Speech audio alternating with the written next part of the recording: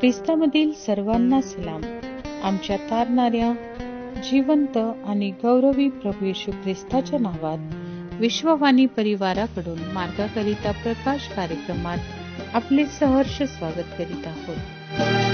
आहे मी पापी प्रभू रे, मजला तू सावरीले, परंतु माझ्या मसीहा तुला मी झिडकारिले, तुला मी झिडकारिले. आहे मी पापी प्रभू रे.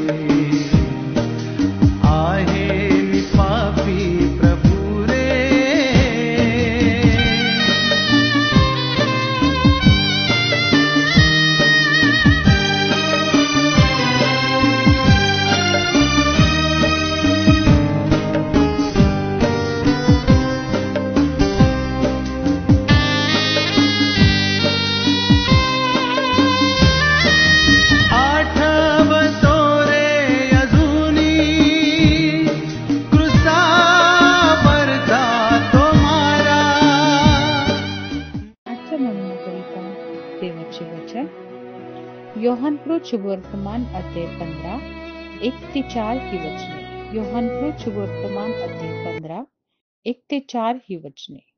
मीच खरा द्राक्षवेल आहे आणि माझा बाप माळी आहे.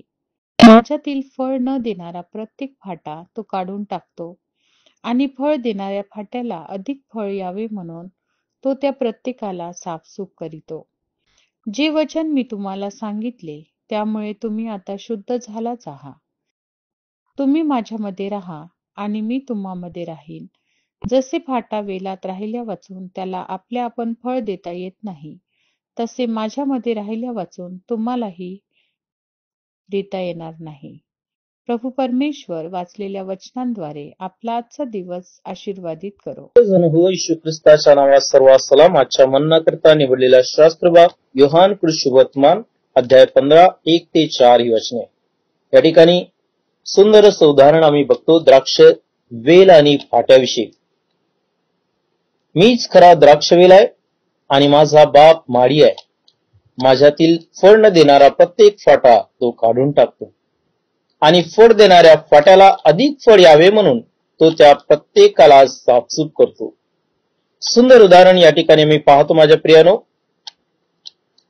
येशू ख्रिस्त म्हणतो की मी द्राक्षवेल आहे.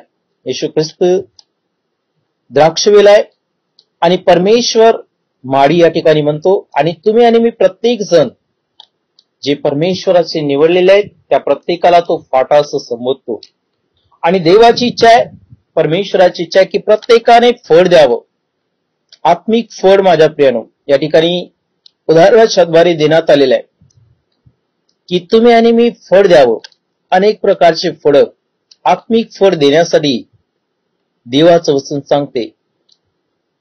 आणि जो कोणी फळ देतो त्या प्रत्येकाला परमेश्वर अजून फळ द्यावं म्हणून साफसूफ करतो. परमेश्वर आपलं दान, आपलं वरदान देऊन त्याला तो आशीर्वादित करतो.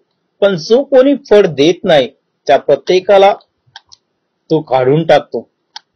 आणि म्हणून परमेश्वर म्हणतो की तुम्ही माझ्यामध्ये राहा आणि मी तुम्हामध्ये राहीन. जसे फाटा वेलात राहिल्यापासून त्याला आपण फळ देता येत नाही, तसे माझ्यामध्ये राहिल्यापासून तुम्हालाही देता येणार नाही. आणि म्हणून जो कोणी परमेश्वरामध्ये बनून राहतो तो फळ देतो. आणि म्हणून तुम्ही आणि मी परमेश्वरामध्ये बनून राहायला पाहिजे. ज्याप्रमाणे फाटा वेलात बनून असतो म्हणून तो फळ देतो, पण जर तो वेलापासून वेगळा असेल तर तो सुकून जाईल, वाढून जाईल. देवाचं वचन सांगते, आणि जे फाटे फळ देत नाही त्याला तोडून त्या अग्नीमध्ये टाकण्यात येईल. पण परमेश्वरानं जो कोणता फाटा फळ देतो त्या प्रत्येकाला अधिक फळ यावं म्हणून साफसूफ करण्यात येतं.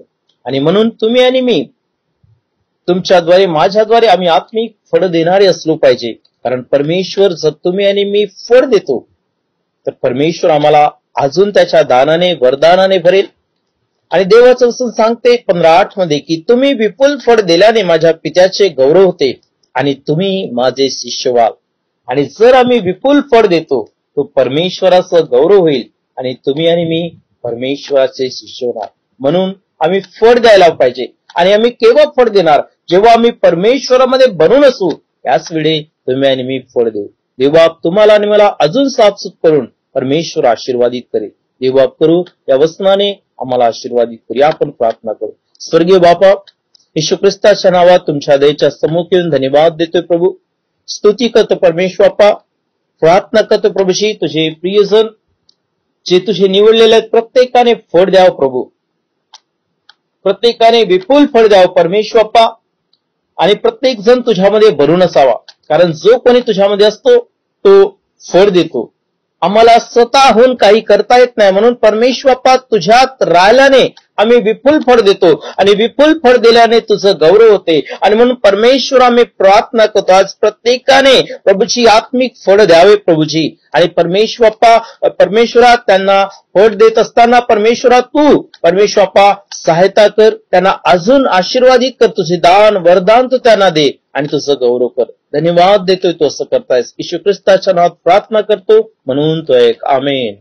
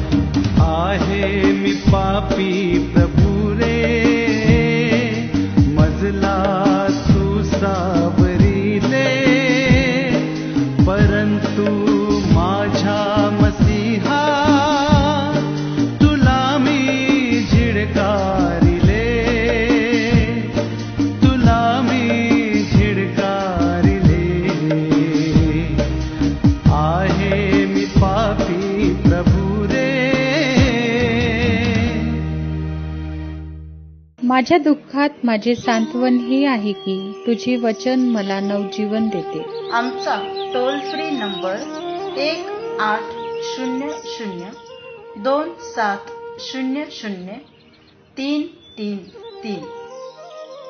आम्ही आपणासाठी या नंबरवर प्रार्थना करण्यास उपलब्ध आहोत. धन्यवाद.